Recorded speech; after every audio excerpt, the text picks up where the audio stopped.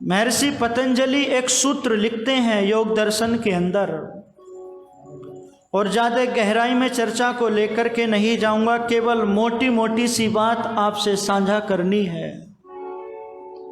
सति मूले तद विपाको जात्या आयुर्भोगा।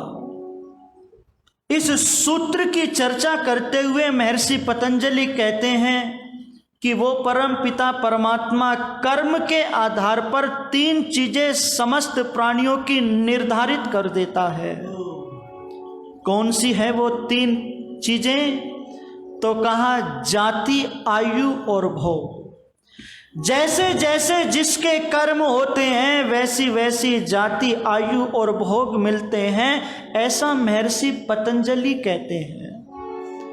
और दुनिया के लोगों, हमें जो ये मानव का जीवन मिला है, ये भोग योनि भी है और कर्म योनि भी है।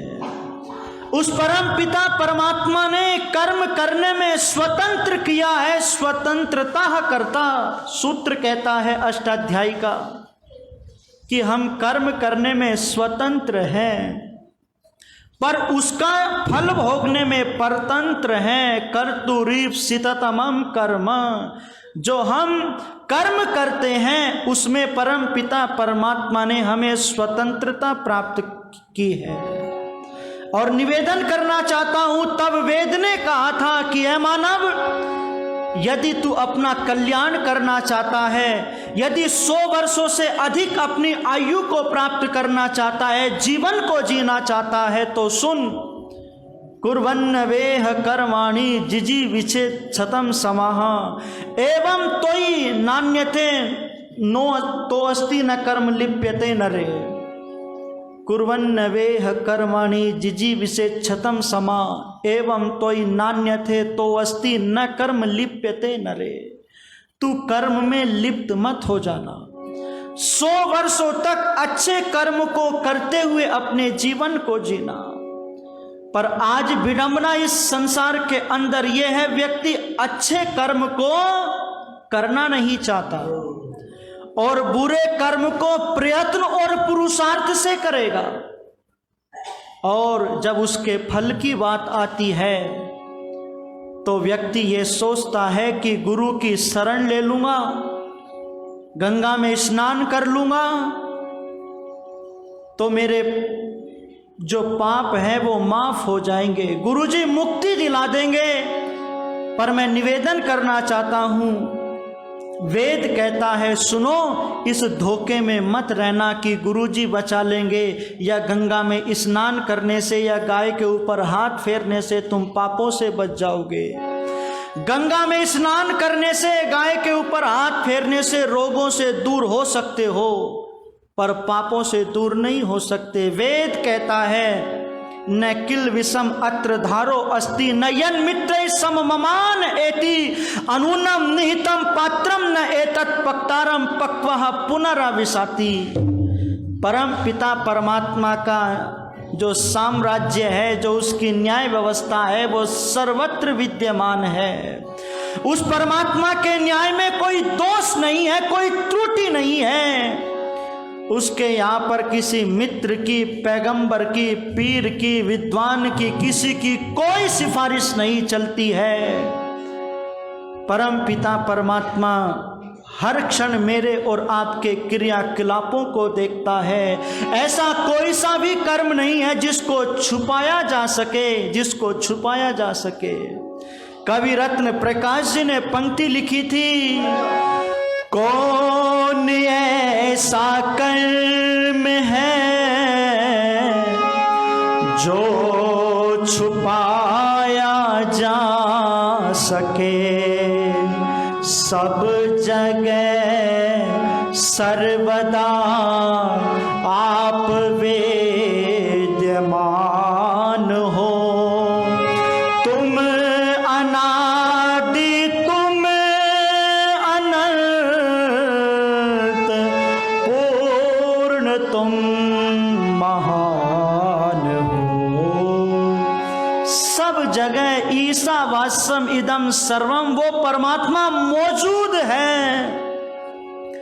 और मेरे जो बुरे कर्म हैं उसकी कहानी को मैं भी जानता हूँ, मेरी आत्मा भी जानती है और वो परमात्मा भी जानता है। इसलिए किसी कवि ने गीत की पंक्तियाँ लिखी थी, तेरी कर्म कहानी तेरी आत्मा भी जाने, परमात्मा भी जाने। तेरे कर्म कहानी तेरी आत्मा भी जाने, परमात्मा भी जाने। कहाँ छुपेगा रे प्राणी, प्राणी रे, प्राणी रे, कहाँ छुपेगा रे प्राणी, तेरी आत्मा भी जाने, परमात्मा भी जाने। तेरी कर्म कहानी तेरी आत्मा भी जाने, परमात्मा भी जाने। तेरी कर्म कहानी कहानी आत्मा भी जाने। जग जिसे कहते हैं कर्मों की खेती है, जैसा कोई बोए उसे वैसा फल देती है। जग जिसे कहते हैं कर्मों की खेती है, जैसा कोई बोए उसे वैसा फल देती है। तूने बोया क्या था प्राणी, प्राणी रे, प्राणी रे, तूने बोया क्या था प्राणी, तेरी आत्मा भी जाने, परमात्मा भी जाने। तेरी कर्म कहानी तेरी आत्मा भी जाने, परमात्मा भी जाने। तेरी कर्म कहानी तेरी आत्मा भी जाने, परमात्मा। प्रभु के द्वारे तेरा आना ही बहुत है, बोल के न बोल पछताना ही बहुत है। प्रभु के द्वारे तेरा आना ही बहुत है, बोल के न बोल पछताना ही बहुत है। जो है विपदा सुनानी,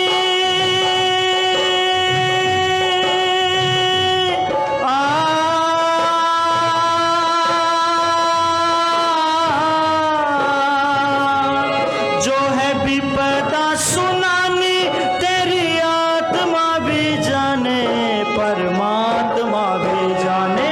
तेरी कर्म कहानी तेरी आत्मा भी जाने, परमात्मा भी जाने। तेरी कर्म कहानी तेरी आत्मा भी जाने, परमात्मा भी जाने, परमात्मा भी जाने। तेरी आत्मा भी जाने, परमात्मा भी जाने।